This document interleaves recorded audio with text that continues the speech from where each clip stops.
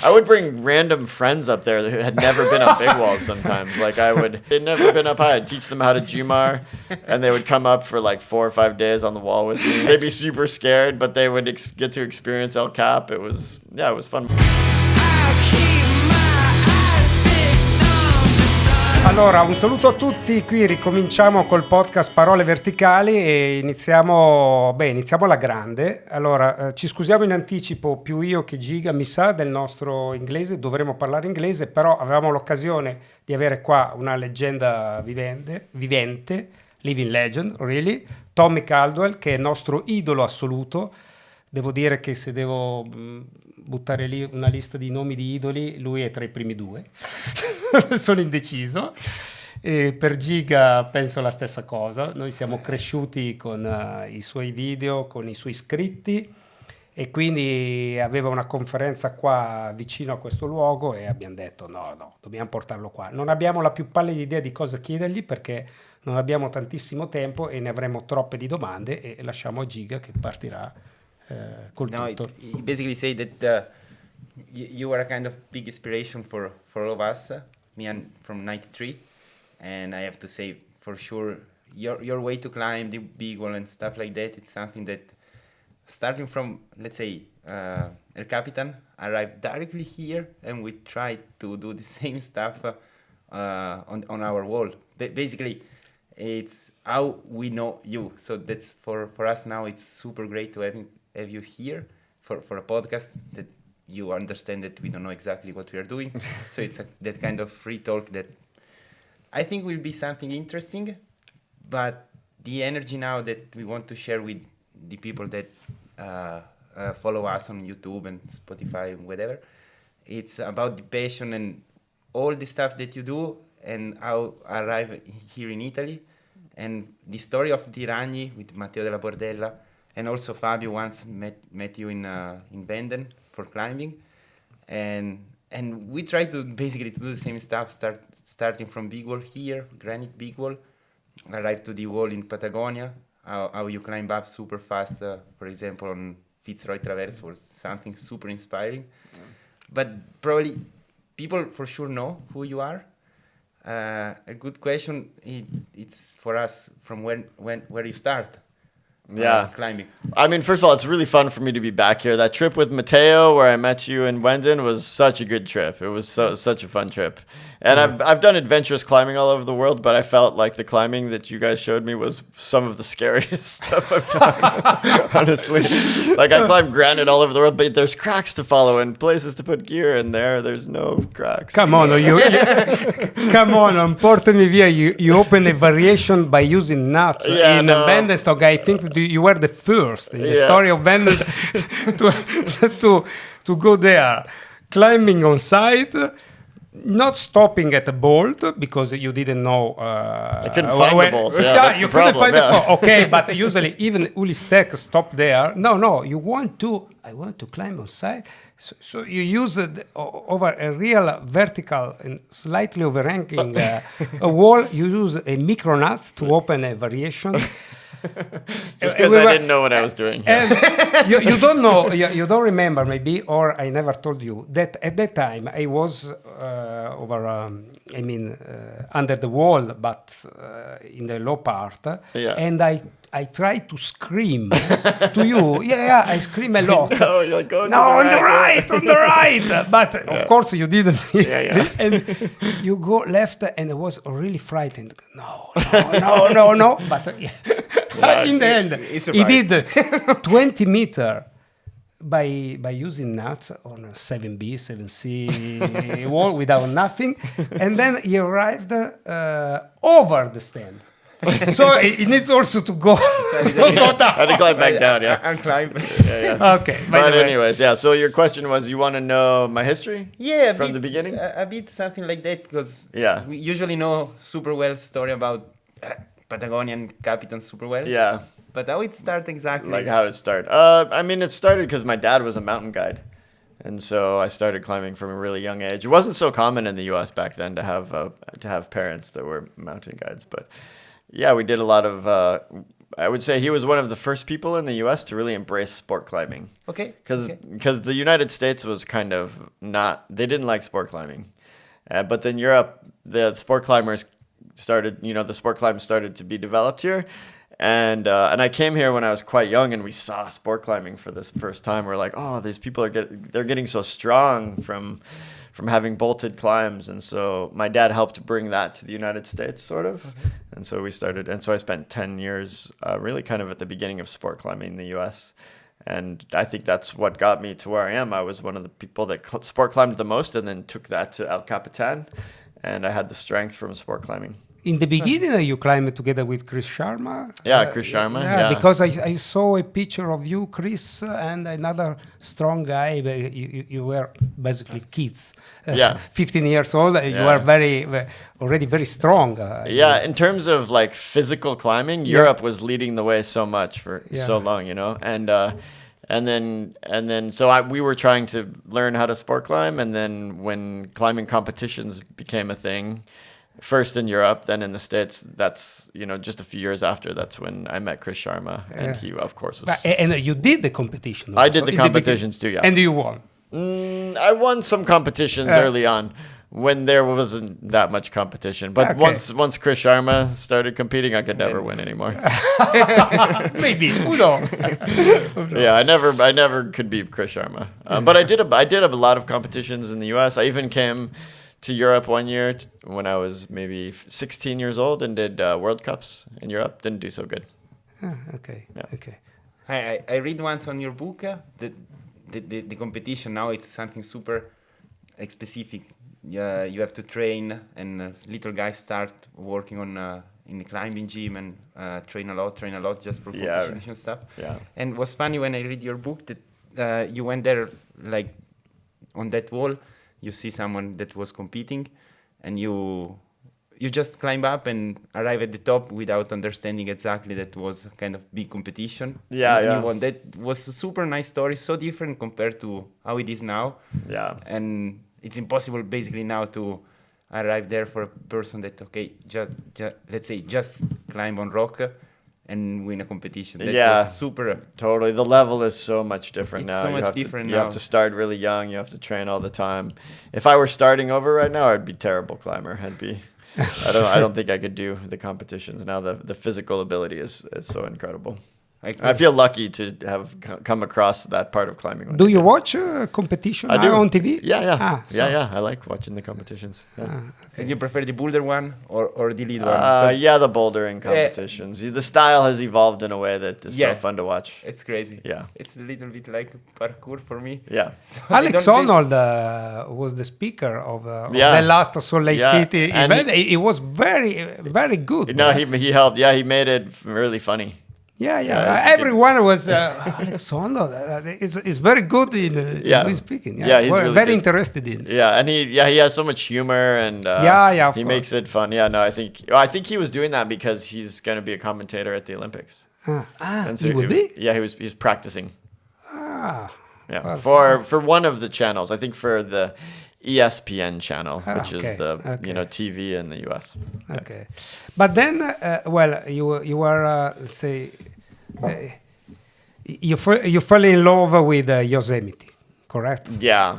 I went to Yosemite when I was quite young, like 3 years old. Maybe every summer I would go for a month with my father, and I would mostly just be in the meadow watching, playing. And when did you start to say, I want to climb this wall? Like, who inspired you? Alex Huber, Leo Houlding, or? I think, a lot of people. Or Jim Bridwell. Yeah, all of them, kind of. But I think when I started reading books about Yosemite when I was pretty young, and so it was more about like Royal Robbins and Tom Frost and the people who climbed the walls first. But I never saw myself as somebody that would do that until the Huber brothers came. Yeah. Honestly, because I was a sport climber, they came from a sport climbing background. They adjusted quite quickly, and I thought maybe I could do that too. Yeah, so they were a huge inspiration. Okay, and Lynn Hill as well. Of definitely. Course. Yeah, definitely. Definitely. And how important is when the Huber brothers arrived in Yosemite with that kind of philosophy to free climb the wall, kind of big impact on you and I mean, the guy there? me personally, it had a big impact because it was at the perfect time. Like I was at this place in life where I was thinking about it a little bit, and then they showed me kind of the way to do it. But I think, like overall, Lynn Hill and Todd Skinner, maybe they were the first ones to make us realize that El Cap was a good free climbing place. And then the Huber brothers came and capitalized on that and made it more common. Mm-hmm. And really paved the way for me.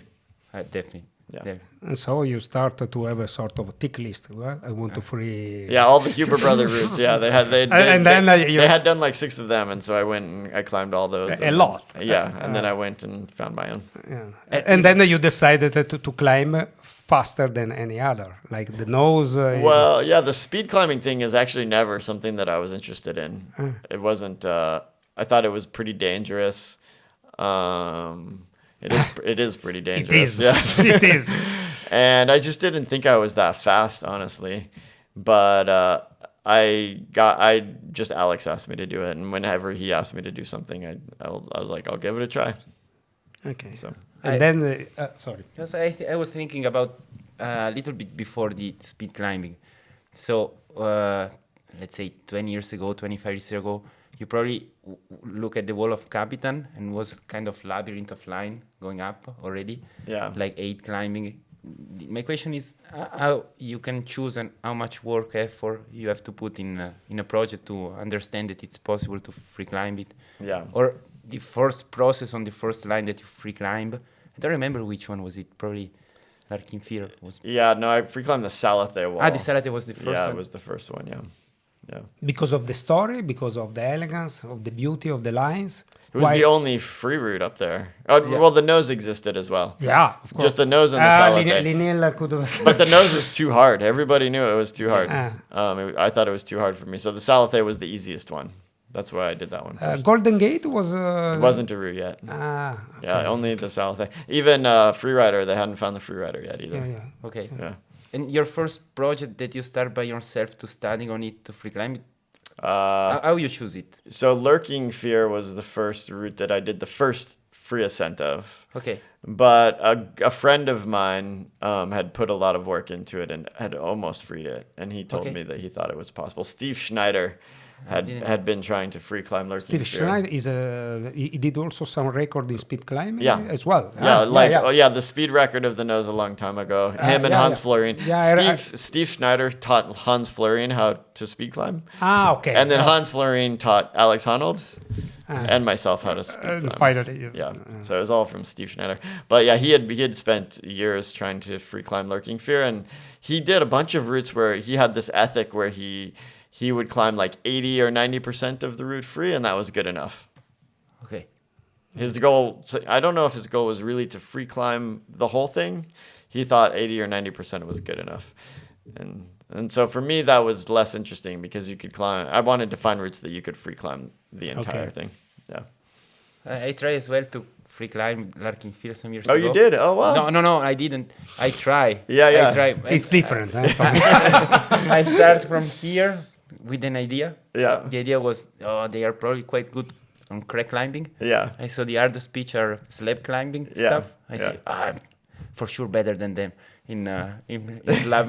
Then was super hard. It's really hard slab. Like the second pitch was pretty impossible to climb for me. Yeah. And I said, whoa, they are quite good as well also. Not just in crack climbing. Well, it's funny. I think at the time when we did Lurking Fear, we thought the hardest slab climb in the world is like 8A plus or something. So we climbed. We could climb it, and we're like, well, it's not any harder than the hardest slab climb in the world.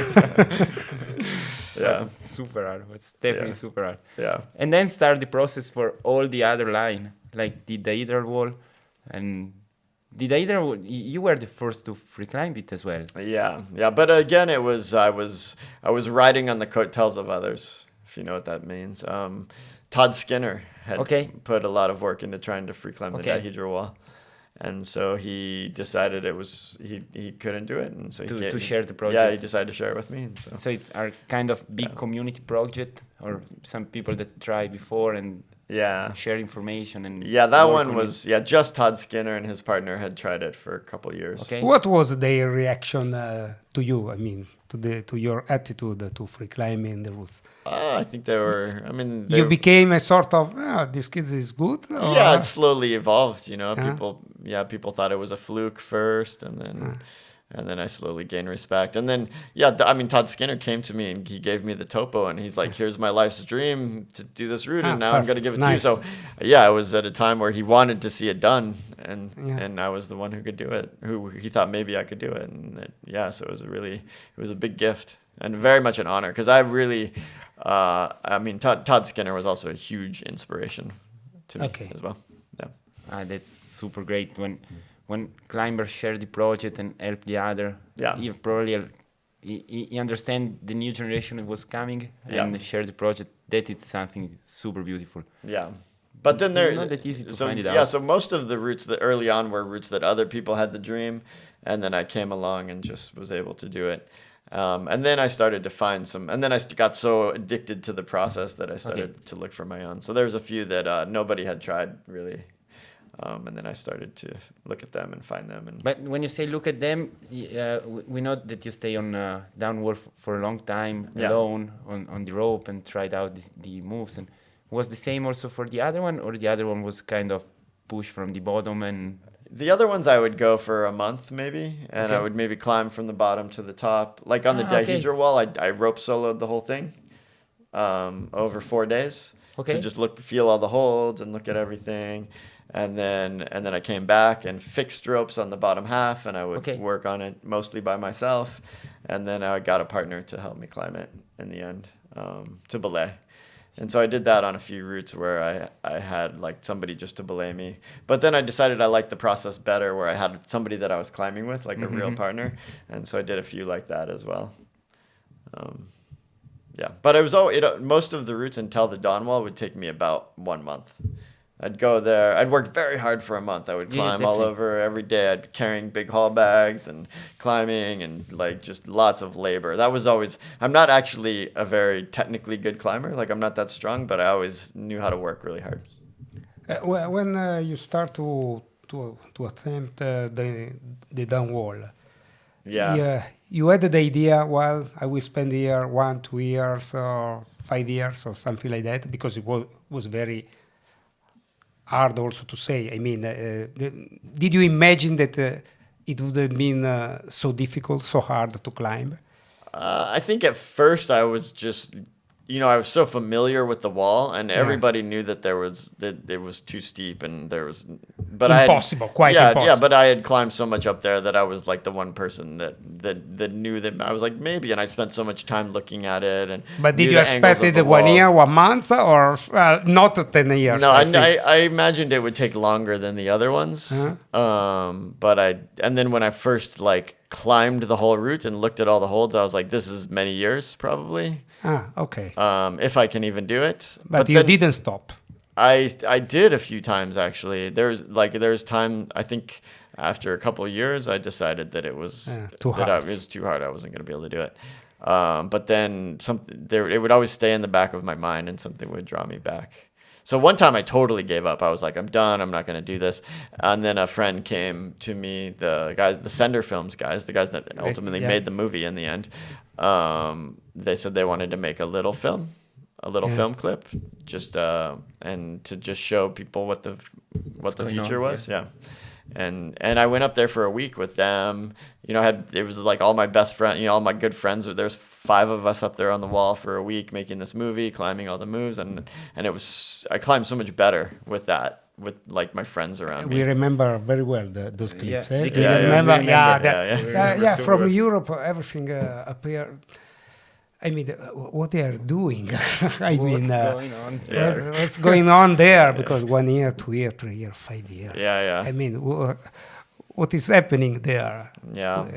I think for a while we never knew if we were going to be able to do it, right? Like we didn't. Because we really did a comparison. If this guy knows Salatel, Arkin Fear, but now is 7 years on that kind of wall.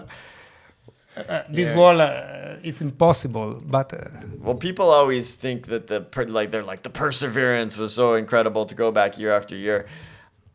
But it was more like we just became addicted to being up there and the process. Like we didn't know if we would do it, honestly. Like you brought also Chris Sharma once. yeah, I brought Chris Sharma up there. But, Yeah. but I it would, was- I would bring random friends up there who had never been up big walls. Sometimes, like do you want to check? Yeah, I would teach them how to, like, they'd never been up high. I'd teach them how to Jumar, and they would come up for like 4 or 5 days on the wall with me. And then they stop going Yeah, they over would. a wall for Yeah, they the would. rest of the life. They'd be super scared, but they would get to experience El Cap. It was fun. My wife, when I first met her, she wasn't a climber really. She came up on the Dawn Wall for 10 days with me one time.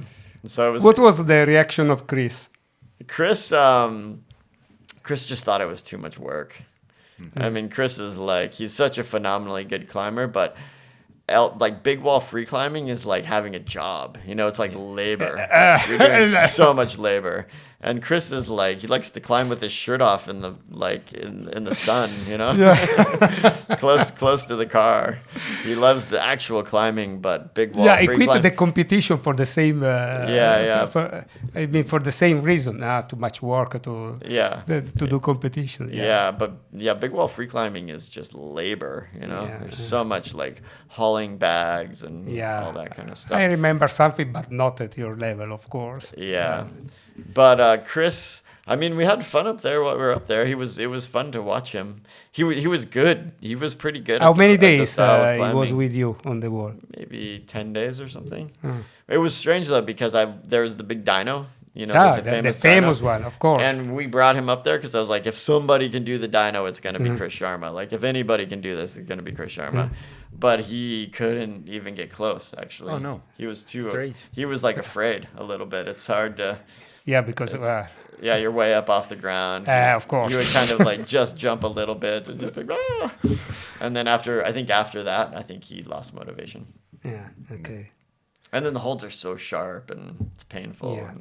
Then we were very inspired, at least personally, from the first time you went in Patagonia, and you did on-site Linea d'Eleganza. Yeah, It yeah. is a route by an Italian, Yeah. a friend of us. Yeah. I believe that nobody went to Patagonia to climb on-site a route till your first trip. I mean, usually in Patagonia, the alpinist went in order to reach the top. Yeah. But the idea was, okay, free climbing is okay in the Alps, maybe on the Trango Tower, and it's hard. Yeah. In Yosemite, but not in Patagonia. You went there the first time, and you did in 24 hours or something like that. Linea d'Eleganza on site, and they were 50 hours from we were awake for 50 we hours. were shocked about that. We when we read the report, we were I was we honestly, every one of us thought. So it's not good only in Yosemite. It's good everywhere. no, it was definitely something that let's say comes from the future. They changed. So- You changed the game. You know this, or you never thought about it? I didn't feel that way to me so much. You really changed the game. No, for us was something super strong because basically we have a big history about Italian climbers and Italian alpinists in Patagonia. Yeah. They went there, they spent a lot of time on the wall. You can probably remember the picture in the portalage with a lot Yeah. of snow on the face. So Yeah. the idea of Patagonia was something super hard, even to stay on the wall. Yeah. And imagine to climb in the way that you did. So just going there, put the shoes on, climb on site, Yeah. on steep wall. It's an idea of climbing that we were not exactly sure was possible even there. And you show us in some way the way to do it. Yeah. And something for us changed as well. And we starting from that point was 2014, something like that. Yeah, I think so. I think all our approach in Patagonia Change a lot. change and start to be in that direction, not anymore go under the wall, stay there for a week. But starting from the village, then go climb and then be back again immediately. Yeah, everyone started to think in a Was different really- way about Patagonia. You don't know this, but I believe. Yeah. But not only from Italy, surely, because Nico Favres. We saw Nico there that year. Yeah, but after you, a lot of climbers arrived in Patagonia climbing like you, and probably they were also inspired by you as well. And was your first time there in Patagonia? Yeah. Well, it was funny because the trip felt like, besides the one climb, it felt like a failure. You know, the town wasn't so big. We were just in our tents. It was raining the whole time, and we would go up and we'd climb. We were trying to climb. What's the route called? On the Fitzroy as well? Yeah. El Corazon, probably. Yeah. it's in- No, not Corazon. The why am I Pilastro remembering? Goreta or The one that's with the water. What is it called? with the water. It's or the Super Canaleta or the Afanasiev. No. And just next to Corazon is the I can't remember the name of the route. A few climbers had put up a route right up the middle of that face of Fitzroy, and we tried it many times. The Ragni route probably, or The one that you did together with Alex Honnold during the... No, we never did it. We never finished it.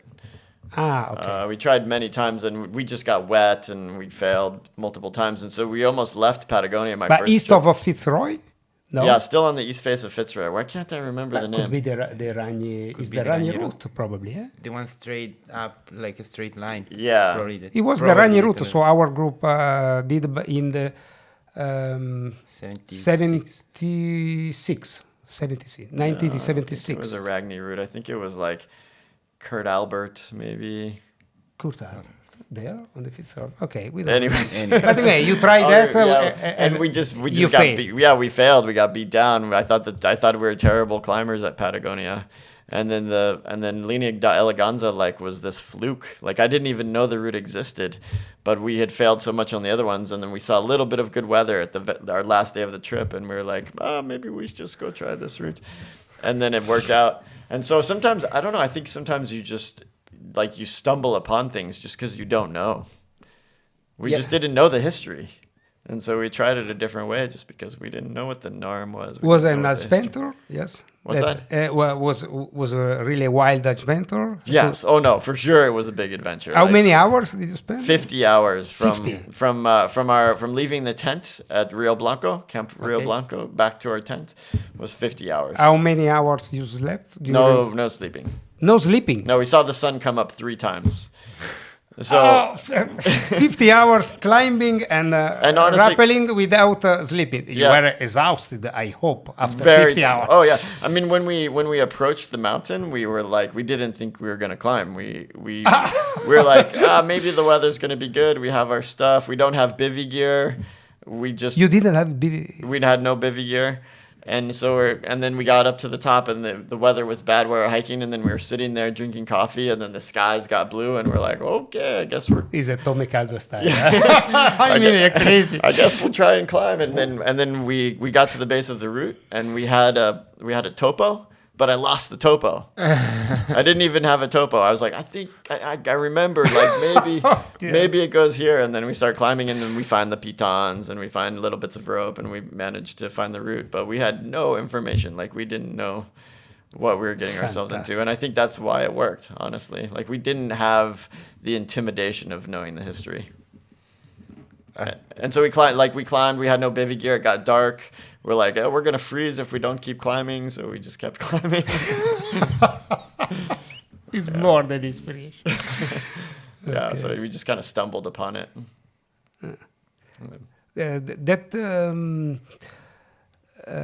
That climb was, let's say, a big step for you, in your opinion, for your career, or was? Yeah, for sure. I mean, I think we stumbled upon it, but I did have my friend Topher Donahue that I climbed it with.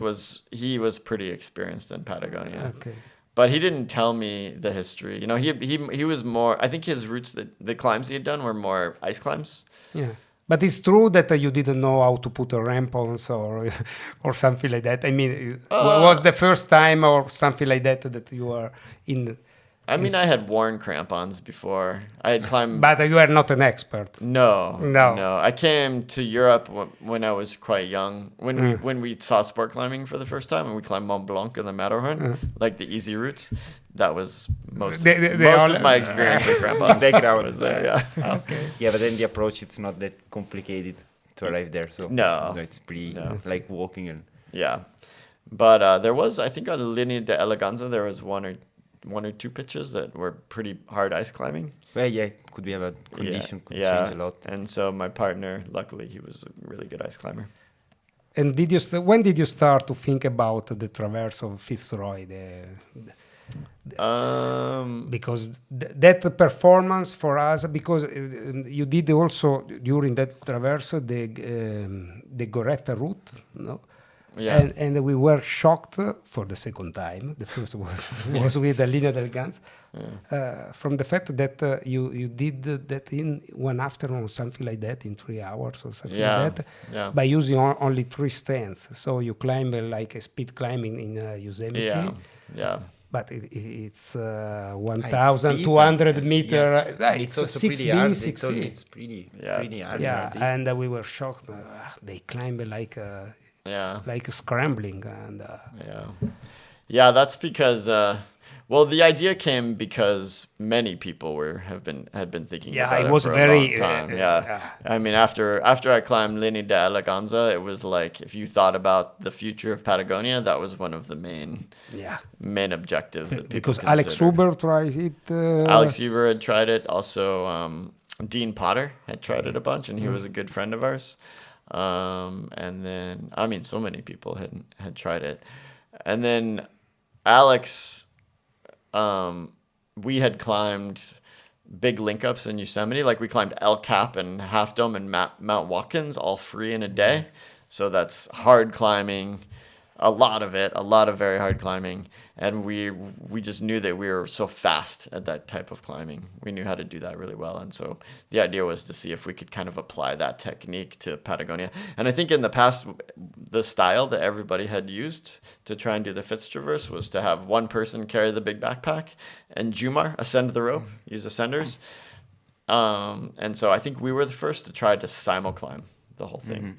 We split the gear more evenly and we simulclimbed the whole thing, which I think that was the secret for us. You simply climb. Simply climb. Yeah, nobody together. No Jumaring. No. You simply climbed all together. It was really. But I think we discovered that simulclimbing on hard terrain in Patagonia works. Like, nobody had really done that before, and so I think that was our secret, because we had done it so much in Yosemite.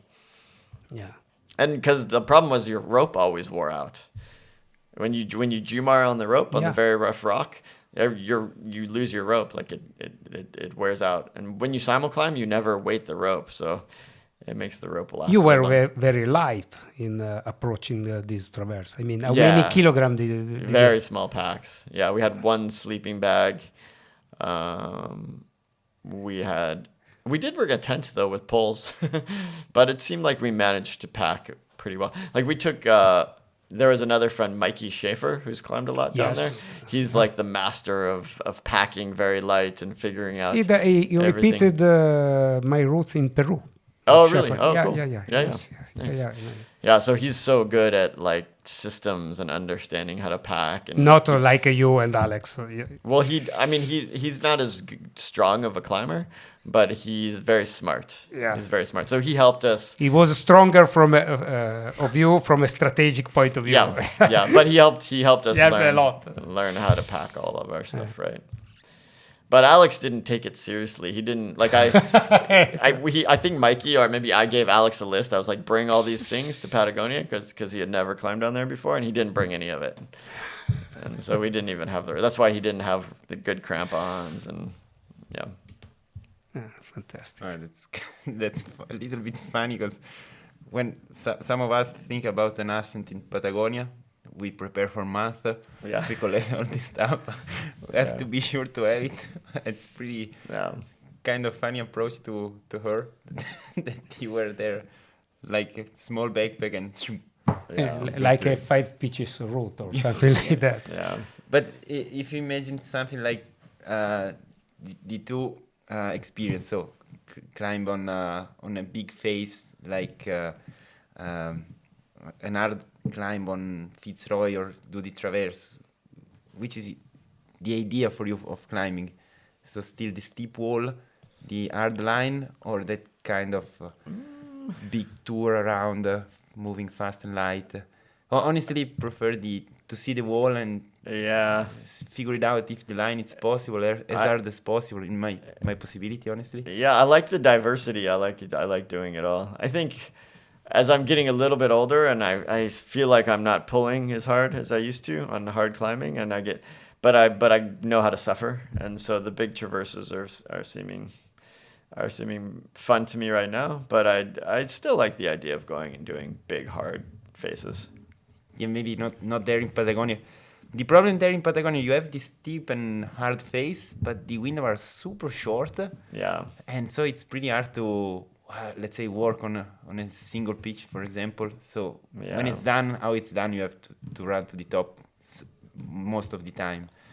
Yeah. David Lamay, he do so many effort on the Torre to free climb a little section of, I don't remember if it's 78A, and he failed. It's something that for the moment doesn't happen in Patagonia. Everyone go there and try to be as fast as possible too. I think this could change though. In Paine, people are starting to just bring a portaledge and spend many days and just climb like that. And the weather is changing. Yeah.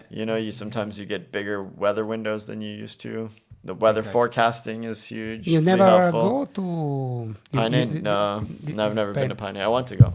Okay. Yeah. And Asgard or other big wall? Yes, I want to go. I want to go to all of them, but I have babies now, and so I figured that I'll wait for a few more years until they don't want to hang out with me. Who is inspiring you, if there is one, now in these years? I think I'm looking towards the people who are pushing hard on. I think that Nico and Sean are amazing. They're amazing. They bring so much joy to the climbing, and they climb such badass things. They're really inspiring me. I think I've gotten to know Sibe a little bit because he's been trying the Dawnwall, which is really cool. He will be back to try it. Yeah, I think he's planning on coming back. Okay. Maybe Seb Berte. Bert. Sebastian Bert. I'm really inspired by him. I'm waiting for some competition climbers who are like so much better to transition, and I think they'll. Yeah. Now there is a strange thinking that I have about this. Since the Olympic Games went into the competition climb, it's much harder than a competition guys find the time to have some rest months or months dedicated to outdoor in order to push the limit even the crack. Yeah. Because I'm following, because I am involved since 3 years ago. Yeah. And even Alex Megos or Adam Ondra, Olympic Games, there are every 4 years. And at least the 2 years before the Olympic Games, they have no any more time. If they want to qualify and doing, and maybe they won't, because they are professional. And so you notice that before Tokyo, a lot of these stronger guys maybe had 3-4 months in order to spend time in the crag, even in Seus, or doing something in Yosemite. Now is much harder. They have no time because they need to train each day 365 days. Really. Totally. But it's true that with the level they have now, also from a boulder point of view, especially from a boulder point of view, if, let's say, 1 over 10 of them will decide to go over a big wall, that'd be so good. I mean, it's happening already. These 2 British guys who just free climbed the nose. They never big wall climbed, and they came and free climbed the nose. I mean, I think at some point you have to retire from competition. Yeah. And it's becoming more and more obvious now. 35 years old is not a... Yeah, 20, I mean 30 years old. Maybe in a few years, 30 is too old to competition climb. So Who knows? Yeah. But Yeah. the only person that stayed in between for the moment was, I think, Adam Ondra. Yeah. And I can really see that Adam Ondra, at that point, that probably retired from competition, Yeah. could be the guy that I think already was in Yosemite and climbed super well there. yeah, he climbed the Dawn Wall. It The was down amazing. was yeah. super fast. I think he will quit competition after Paris. But He's I- tired I, now. I can see he could be the person, let's say a little bit like Stefan Glovatz a lot Yeah. of years ago, Yeah, that coming from that world and maybe already know how to climb on big wall, could go in Patagonia or Baffin Island to stay Yeah. for a long period on a wall and Yeah. put the level a little bit over and higher again. I can imagine, maybe I'm wrong, but No, I think so. Yeah. Somebody like that. Maybe it's Adam, maybe not. Who knows?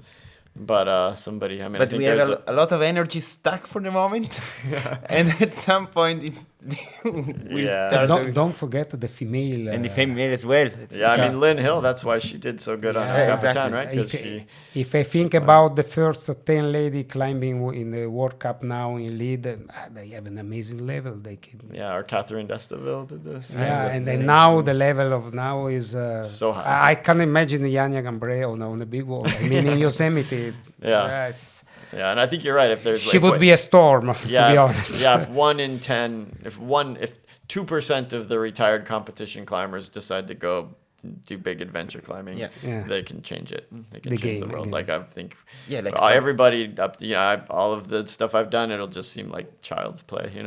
We're amateurs. Favres as well was a guy from competition, and Yeah. and then the level stays super high. Cedric Lachat, Yeah. after Yeah, quitting there's so many. they did something in Yosemite. No? Cedric. As well. Yeah, Yeah, as well. yeah. And I hope they will start for some expedition. I'm pretty curious to see how they works out on big all around the world. Yeah, yeah, For example, totally. also on Trango Tower, I think the level could be pushed a little bit more because Mm-hmm. now we're still following the line and the idea of Uber free Yeah, climbing Uber from or Todd Uber. Skinner. you Yeah, know? exactly. I know people need to go find their own routes now. Yeah. Yeah, it'll happen. I think it will happen. And what's your dream expedition? Let's say if you have to choose. Now you say you have kids and probably you have to wait for a few years. But if you Yeah. figure it out a place that you want to go, I think Which one would I be? think going to Greenland and Baffin Island and those places. I think I'll go and start poking my head around there someday and looking. Yeah. There are still a lot Yeah, to do. I think there's lots. Yeah, so many walls. there's a lot. I mean, I have friends who have been to Baffin Island and they say there's like 100 Yosemites in Baffin. So, Yeah, it's but definitely. and it's been too cold mostly, right? It's getting warmer. The poles are getting so much warmer. No, it's like pretty opening. warm. Because we've been there some years ago. Yeah. And it was super nice. With Yeah. Sean and Nico, we were there. Oh, you went with Sean and Nico. Oh, And- cool. You and- didn't see his films. He's very famous. Which film? Because he played the violin on the wall was- on the big wall. Okay, I Well, didn't was my recognize you. record. Okay. Yeah, not with such a great technique, but I didn't have the context. Now that you mention it, yeah, though, there is a clip of him that Yeah, became a legend because Nico was enthusiastic by his play. Because he played 1 month in your life when you were a kid. Yeah, when we were and he didn't mistake.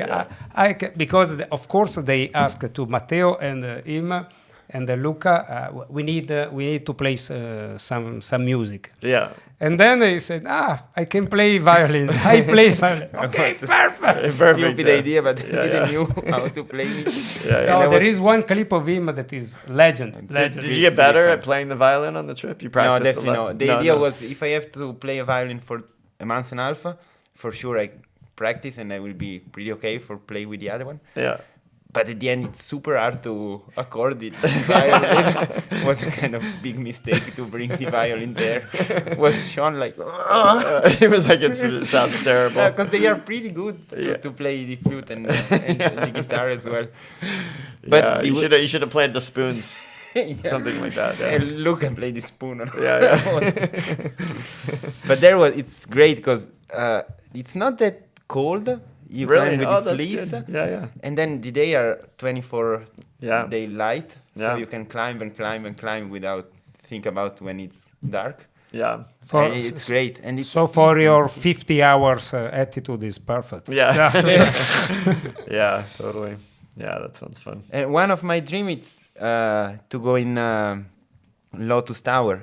I've been that you. I saw that you've been there Yeah. some years ago, and Yeah, Lotus looks Flower like a Tower. super nice place. Yeah, that's good vacation climbing. The classic route is so good. Very pleasant, not hard at all. But do you know how they approach the big wall in Buffett? They and Sean and Nico by ski. Yeah, Well, you week. Yeah, skied in there. Yeah. Yeah, it's no, a- I like it's this a stuff. kind of Do you want to adventure. approach Lotus Flower Tower that way? The easy way I as think possible. I think Stefan Gloax did this. Could be. I don't know. If Yeah, he approached he like that. dragged boats up a river for Okay. 2 weeks. That's nice, but takes a lot of time. Yeah. He was the first to import this kind of Yeah. wild approach all Yeah, over the exactly. world. Stefan Yeah, he was, was doing a lot of this. Yeah. And the try- kayak. He was the first to use the Yeah, kayak more or as less, well. and no? matching big hard stuff on Yeah. big wall with the approach, so the adventure became bigger. He was a Yeah. visionary from that Yeah, time. totally. Oh, that's super great. That could be a place that I would like for sure to go. Yeah. And about sport climbing, this is the last question. Do you have still a target, a goal? Or do you want to climb again in 9A or something like that? Yeah, I'm trying to climb 9A again. Oh, actually. perfect. This is the last statement we can close the Yeah, podcast. yeah. I rode my bicycle to Alaska last summer from my home, 2,400 miles of biking, and then we climbed this mountain called the Devil's Thumb. And as we were biking for a month, we were like, oh, our fingers are getting so weak. We're losing our rock climbing ability. So Alex Honnold and myself made a bet to raced back to 9A. Alex has never climbed 9A, actually. I have climbed 9A, but the first one to get back wins. So there is a bet. How much? There's no money. And then we No, had- you need to put up some You money. so the two of us had the bet, and then another friend of ours, Sonny Trotter, he wanted in on it, and so we let him in on the bet, and then he did it like 2 weeks ago, so he won actually. Okay. When will you manage to win? You come back here to do the second episode of the podcast. Okay. Yeah, I'm gonna try hard in the springtime. Okay. But Arnold, it's here now. 'Cause- Well, he was supposed to come. He was supposed to supposed to- arrive like last week, but he had family problems, so he's not coming. Okay. Thanks, Tommy. Yeah. For us, it's Yeah, so really fun. an honor. Yeah. So Thank good to you be very here. much. Thank you very much. Okay. Yeah. Cool. Ciao.